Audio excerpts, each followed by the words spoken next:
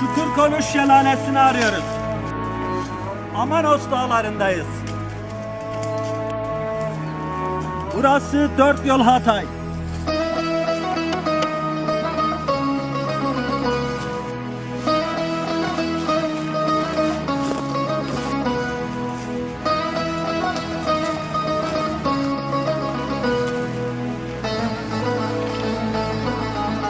Çukurkonuş'tayız.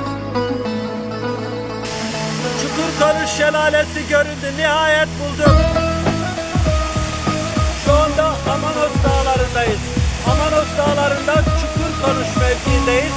Hatay 4 yol ilçesi sınırları içerisindeyiz. Evet, Çukurkonuş Şelalesi'ni arıyoruz. Çukurkonuş Şelalesi'ni ararken başka bir şelale bulduk. Daha önce bildiğimiz ama hiç kaydını yapmadığımız bir şelale arıyorduk. Çukurkonuş Şelalesi'ni arıyorduk. Ararken hiç ama hiç bilmediğimiz bir şelale daha olduğunu fark ettik. Ve işte yeni Çukurkonuş Şelalesi.